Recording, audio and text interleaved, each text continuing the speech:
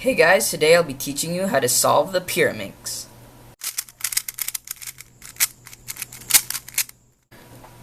Alright, so before we begin the actual steps, we're going to be looking at some basic notation. So these are the centers, and I can tell that because they're in between the edges and the tips, which I'll go in more detail later. But anyways, the centers are the only ones that don't touch the outside of the Pyraminx, and they're the only ones that have connected pieces on the outside. Okay, next are the edges. These are the edges because they only have one side that's touching the outer layer.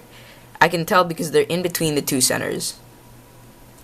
And finally, there are tips. These tips are only touched by the centers and not the edges at all. They will always be tips, and so will the centers. Alright, so this is what I'm going to be calling R, or the right face. This is what I'll be calling L. And this is what I'll be calling U. Alright, with that, let's get into the solving.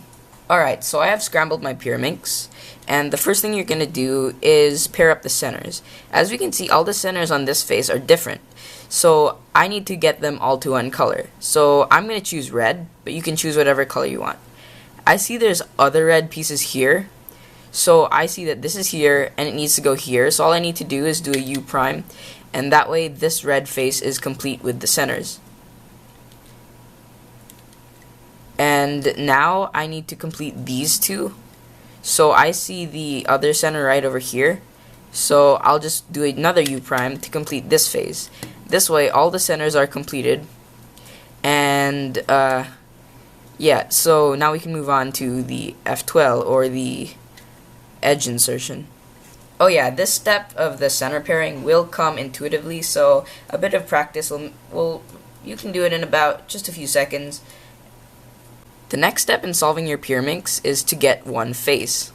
So right now you can solve the tips if you want, or you can do them at the end of the video. So I'll just go ahead and do them for this method.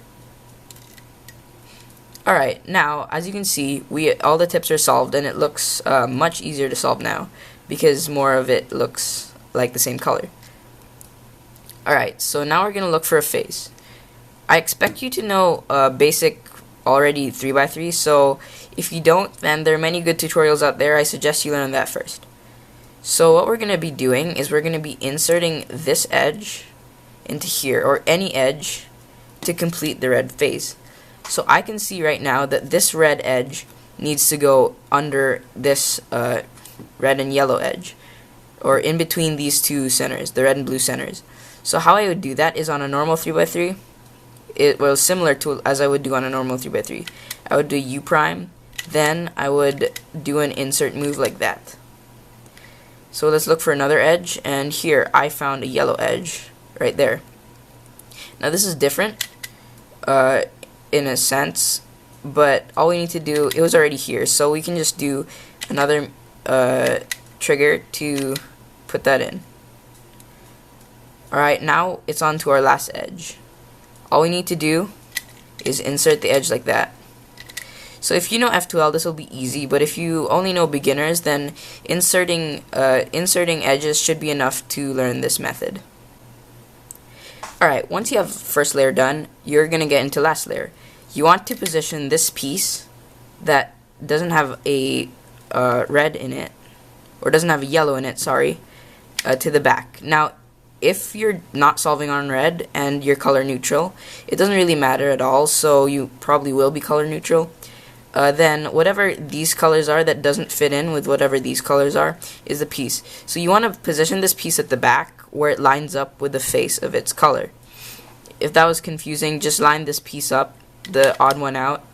See, this one only has blue and green, but these two have yellow, with the designated area right there.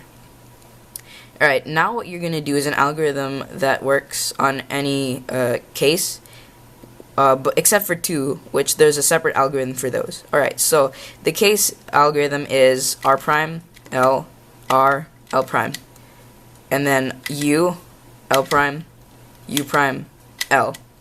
That should leave you with this, and all you need to do is rotate the center.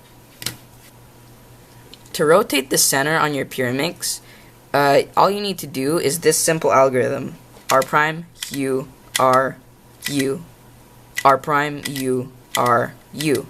Now, if it doesn't work on the first try, just keep doing it until it's solved. And it should solve just like that. And that puzzle that's always been sitting on your shelf that just haven't been able to solve is now finally solved, and you can keep it in your collection if you didn't already know how to solve it. Anyways, this was just a quick tutorial on how to solve a Pyraminx. So please subscribe for more tutorials and content and reviews like this, and I'll see you in the next video.